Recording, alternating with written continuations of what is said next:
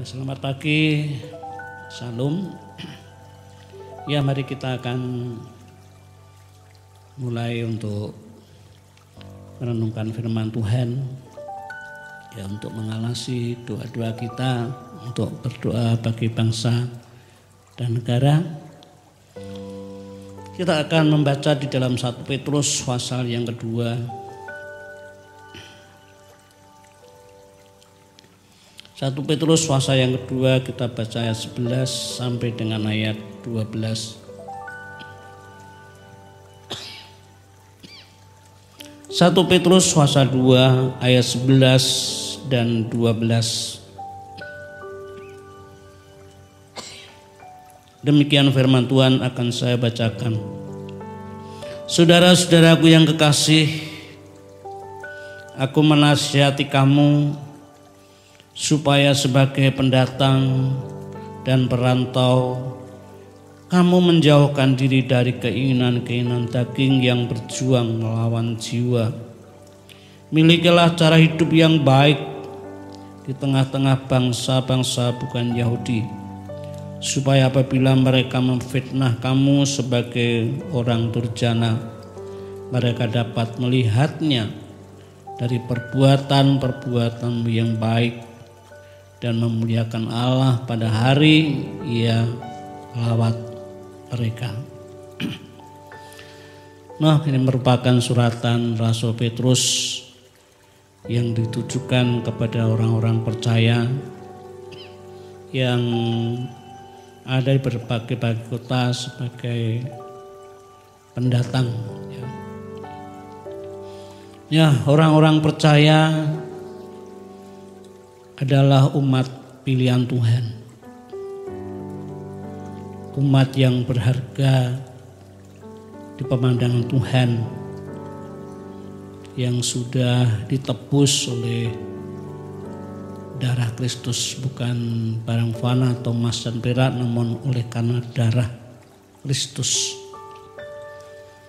Jadi kita ini adalah orang-orang percaya, adalah orang-orang yang berharga di pemandangan Tuhan. Nah, sebagai pendatang, ya, sebagai orang-orang percaya, kita ini juga tidak ada bedanya sebagai percaya Kristus, juga sebagai pendatang di dunia ini. Ya, sebagai pendatang, orang-orang percaya pada saat itu mereka hidup berada di tengah-tengah bangsa bukan Yahudi, yaitu bangsa lain. Ya, pasti di situ ada lembaga-lembaga manusia atau lembaga-lembaga masyarakat. Ada raja sebagai pemegang kekuasaan, ada penegak hukum, dan lain-lain. Ya, ketika Allah sudah menjadikan orang percaya menjadi umat pilihan Tuhan yang berharga di hadapan Tuhan, ya, Allah itu senantiasa menasihatkan melalui Rasul Petrus, seperti yang disampaikan di dalam nasihatnya ini, yaitu menjauhkan diri dari keinginan-keinginan daging. Ya, di negeri kita saat ini baru menghadapi badai yang besar, ya, menghadapi badai yang besar yang kita rasakan saat ini dengan adanya pandemi virus corona yang dampaknya sangat luas, dan ada kelompok-kelompok atau orang-orang yang memanfaatkan sehingga keadaan bukan semakin baik, tapi keadaan itu benar-benar merupakan keadaan yang sungguh sangat merihatinkan. Ini merupakan suatu masalah atau pencobaan yang tidak ringan. Ya, di tengah-tengah masalah pencobaan di negeri ini, ya sangat diperlukan orang-orang yang dapat dipercaya. Ya. Sangat diperlukan orang-orang yang dapat dipercaya. Yaitu seperti apa yang dalam nasihat, yaitu bukan orang-orang yang hanya mengejar keinginan diri sendiri, melainkan orang-orang yang mau. Ya. Orang-orang yang mau menjauhkan diri dari keinginan daging. Ya, saat ini kalau kita bisa boleh mengamati itu kadang-kadang menjadi sesuatu yang sangat memprihatinkan sekali. Dalam situasi keadaan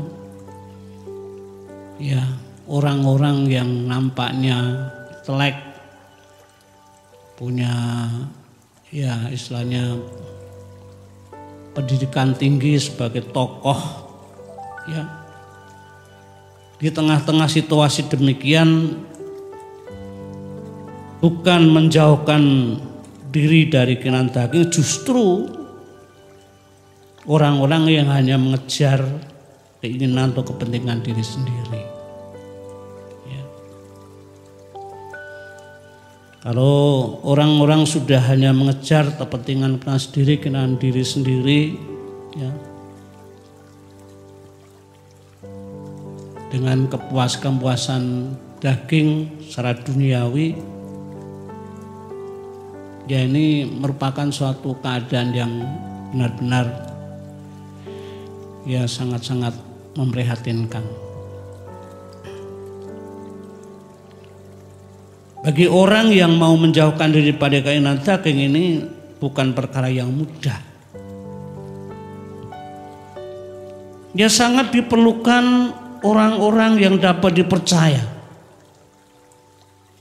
Ya, orang-orang percaya pada saat itu bagi Rasul Petrus ya di tempat di mana mereka tinggal, di tempat perantauan di negeri lain, Rasul Petrus memberikan suatu nasihat untuk menjauhkan diri dari keinginan daging. Manusia yang sudah jatuh di dalam dosa itu punya kecenderungan yang sedemikian. Ya, keadaan di negeri ini kita tahu bagaimana orang itu begitu berambisi sekali dengan cara apapun, lah itu ya dipandang tidak pantas, tapi begitu bersikap bagaimana ambisinya, entah yang dilakukan itu layak didengar, layak tidak tahu, ya. Nah, jadi pada dasarnya manusia itu sudah cenderung untuk hidup mementingkan diri sendiri. Bagaimana ketika situasi keadaan banyak masalah, ya ketika orang itu hanya berambisi untuk mementingkan diri sendiri, keinginan duniawi, keinginan daging, pasti keadaan ini akan semakin lama bukan semakin parah. Diperlukan orang-orang yang dapat dipercaya, yaitu seperti apa yang disampaikan oleh Rasul Petrus, yaitu menjauhkan diri dari keinginan daging. Ini merupakan suatu wujud ya, penyangkalan diri. Di tengah-tengah pencobaan, di tengah-tengah badai masalah yang terjadi, ya bukan hanya pemerintahan saja. Di tengah-tengah masalah keluarga, masalah hidup sehari-hari, pencobaan yang menimpa, itu sangat perlu sekali dalam hal mensikapi, yaitu bagaimana kita menjadi orang-orang yang dapat dipercaya, yaitu dengan sikap tidak mementingkan diri sendiri dengan wujud dengan suatu penyangkalan diri sendiri. Ya. Kita kalau merenungkan tentang kisah Yusuf, tentang Yusuf yang ada di tempatnya Potifar sebagai budak. Yusuf saat itu benar-benar hidup disertai oleh Tuhan, sehingga apa yang dilakukan benar-benar menjadi berkat bagi Potifar. Dipercaya oleh tuannya begitu luar biasa. Seluruh hartanya, seluruh apa yang ada milik Potifar dipercayakan semua kepada Yusuf. Ini sesuatu yang sangat luar biasa. Tapi kita tahu di tengah-tengah kepercayaan yang begitu luar biasa ada pencobaan. Kita akan baca di dalam kitab Kejadian 39.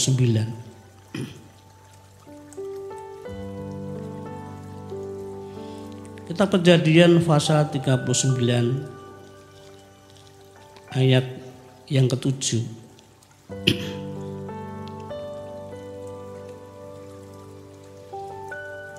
Mulai dari 6b dari 6 sampai 7 sekali. Kejadian 39 ayat 6 dan 7 demikian. Segala miliknya diserahkannya kepada kekuasaan Yusuf, dan dengan bantuan Yusuf ia tidak usah lagi mengatur apa-apapun selain dari makanannya sendiri. Adapun Yusuf itu manis sikapnya dan elok parasnya. Selang beberapa waktu istri tuannya memandang Yusuf dengan birahi. Lalu katanya, marilah tidur dengan aku. Ya. Yusuf di tempat Potifar sudah posisinya ada di atas karena mendapatkan kepercayaan dari tuannya itu sangat luar biasa. Namun kita tahu ternyata bukan sesuatu yang mudah. Pencobaan ada di depan mata, yang sifatnya sesuatu yang menyenangkan secara daging. Ya.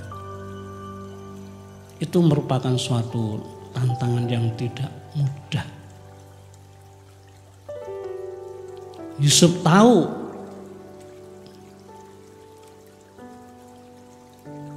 resiko ketika harus melakukannya sebagai umat Tuhan, sebagai seorang yang takut akan Allah.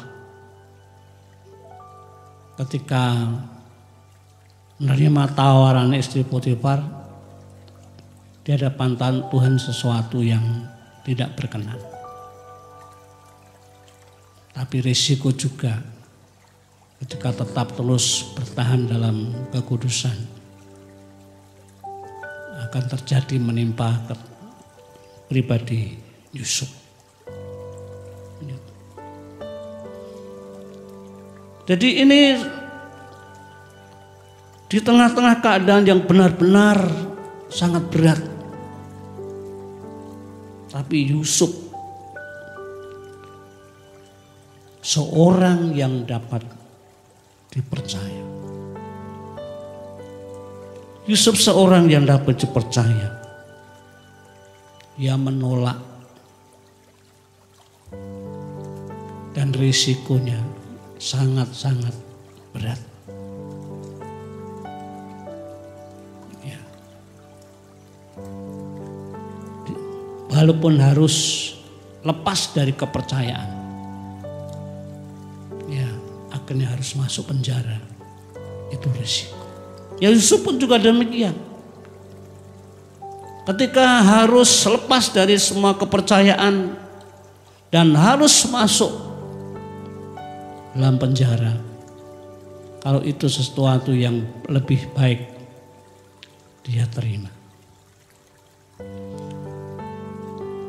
Jadi di tengah-tengah keadaan badai, masalah kehidupan, itu sangat diperlukan orang-orang yang dapat dipercaya seperti Yusuf, mau menyangkal diri. Ya. Nah, inilah yang terjadi ketika di tengah-tengah situasi menghadapi badai. Sangat penting bagi orang-orang yang dapat dipercaya, yaitu ketika orang-orang mau menjauhkan dari keinginan-keinginan daging. Hidup yang mau menyangkal diri. Ya, seperti apa yang difirmankan oleh Tuhan. Barang siapa mengikut aku, hendaklah memikul salib dan menyangkal diri. Ya. Ya, dalam perkara ini kita perlu miliki kehidupan menjadi orang-orang yang dapat dipercaya. Ya. Kita akan baca di dalam Lukas pasal 21 sebagai pesan daripada Tuhan Yesus. Lukas pasal 21 ayat 34.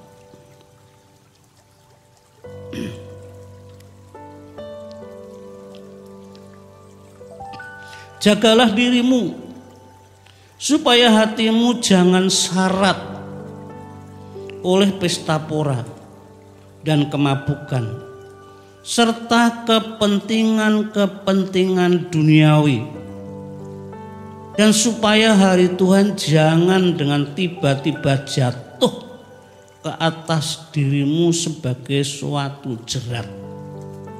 Wah, ini sesuatu yang penting Tuhan Yesus sampaikan pada murid-murid, pada orang-orang percaya. Saya ulang lagi, jagalah dirimu supaya hatimu jangan syarat oleh pesta pora dan kemabukan serta kepentingan-kepentingan duniawi, dan supaya hari Tuhan jangan dengan tiba-tiba jatuh ke atas dirimu sebagai suatu jerat. Ya, ini menjadi suatu untuk kita sebagai orang-orang percaya ini punya kewaspadaan untuk menjaga kehidupan iman rohani kita di tengah-tengah situasi keadaan masalah percobaan di negeri ini, yaitu untuk kita senantiasa berwaspada terhadap diri sendiri, untuk supaya kita yaitu menjauhkan dari kepentingan-kepentingan duniawi. Ya. Memang ini bukan perkara yang mudah, seperti yang kita lihat seperti dalam Kejadian pasal 6 Nuh, bagaimana di tengah-tengah orang-orang pada zaman itu sangat-sangat berat. Ya, namun hanya Nuh dan keluarganya saja. Karena saat itu Tuhan akan memusnahkan orang-orang pada zaman Nuh, karena hidupnya benar-benar pemandangan Tuhan sesuatu yang sangat memilukan. Bagi Nuh dan keluarganya, meskipun harus menjaga hidup untuk berkenan pada Allah, itu memang risikonya sangat tinggi. Namun itu sesuatu yang berkenan pada Allah. Saat semua dimusnahkan, Nuh dan keluarganya diselamatkan. Nah, itu yang pertama. Yang kedua adalah memiliki cara hidup yang baik. Di dalam ayat yang ke-12, milikilah cara hidup yang baik di tengah-tengah bangsa-bangsa bukan Yahudi, supaya apabila mereka memfitnah kamu sebagai orang durjana, mereka dapat melihatnya dari perbuatan-perbuatan yang baik dan memuliakan Allah pada hari Ia melawat mereka. Ya, memiliki cara hidup yang baik atau menyatakan contoh kehidupan yang suci supaya memuliakan Allah. Ya, kasih karunia Allah yang sudah kita terima, kasih karunia Allah yang sudah diberikan kepada orang-orang percaya itu bukan saja hanya untuk kepentingan untuk kita miliki saja, melainkan juga untuk orang lain atau bangsa kita. Ya. Dari kasih karunia Allah yang Tuhan berikan bagi kita bukan untuk kita miliki saja, melainkan juga untuk orang lain, untuk bangsa kita. Maka Allah itu ingin agar orang-orang yang sudah menjadi miliknya itu menyatakan contoh teladan kehidupan yang baik, yang suci. Ya, untuk menyatakan kehidupan yang suci ini merupakan tanggung jawab yang tidak mudah. Pemimpin yang jujur, yang tidak korupsi di tengah-tengah negeri ini risikonya sangat tinggi. Karena secara jumlah yang besar banyak orang yang korupsi. Ya, jadi untuk menyatakan contoh teladan kehidupan yang suci itu bukan perkara yang mudah.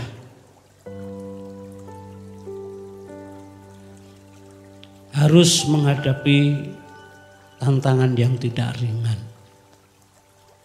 Seperti kalau kita renungkan di dalam Alkitab, Daniel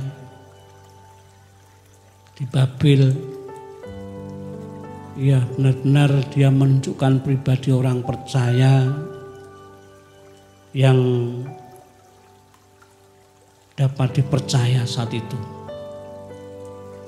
Tapi penjabat-penjabat lain iri, mencari upaya untuk menjatuhkan. Ya. Dengan cara bagaimana? Mencari kelemahan-kelemahannya. Wah, saat itu Daniel tidak ada sesuatu yang salah. Dalam pemerintahan tidak ada sesuatu yang salah. Hanya karena Daniel terbiasa berdoa di hadapan Allah, itu dipandang mereka sesuatu untuk menjatuhkan.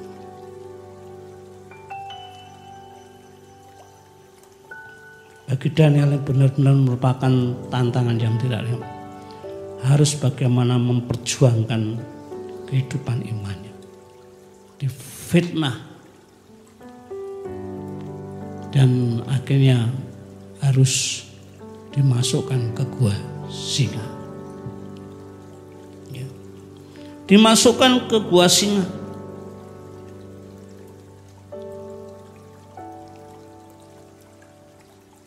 Mereka difitnah, di penjara, dimasukkan dua seperti yang lain-lainnya, seperti Sadrah, Mesah, Abednego.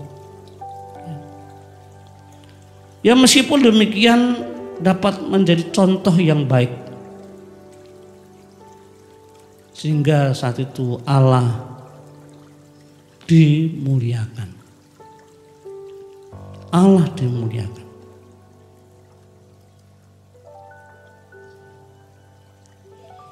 Ketika tidak menjadi contoh yang baik, mestinya menjadi batu sandungan bagi yang lain-lainnya. Tapi benar-benar Daniel, Yusuf membuktikan bagaimana kehidupan imannya dalam segala sesuatu, tidak mementingkan diri sendiri, menjauhkan diri dari keinginan daging. Demikian juga menunjukkan cara hidup yang kudus sehingga nama Tuhan dipuji dan dipermuliakan. Meskipun risiko ada di depan mata, tapi lebih mempertahankan hidup untuk senantiasa memuliakan Tuhan. Ya, untuk itu ini firman Tuhan ini menjadi sesuatu yang terus menguatkan kita bagaimana kita terus tetap berdoa untuk negeri ini. Sebab situasi bangsa dan negara saat ini benar-benar menghadapi badai yang tidak ringan. Bagaimana ketika ada orang-orang yang terus ingin mempertahankan bangsa dan negara menjadi maju, ya kesejahteraan dapat dinikmati untuk seluruh rakyat. Banyak orang dengan cara-cara untuk menghalang-halangi, dengan memfitnah, mencaci maki dan lain-lain. Namun kita yakin bagi orang yang tetap hidup bukan untuk mengejar kepentingan diri sendiri, tapi untuk kepentingan rakyat, ada di dalam pembelaan Tuhan yang luar biasa. Pasti Tuhan tidak akan membiarkannya, karena Allah itu berkenan ketika ada orang-orang yang benar-benar dapat menunjukkan teladan sebagai orang percaya. Allah pasti akan membela luar biasa. Dan untuk itu melalui firman Tuhan ini kiranya menjadi berkat bagi kita, bacaan bagi kita, dan terus untuk mendoakan negeri kita yang saat ini dihadapkan tantangan pencobaan yang tidak ringan. Biar Allah senantiasa berdaulat untuk menolong bangsa kita. Tuhan Yesus memberkati.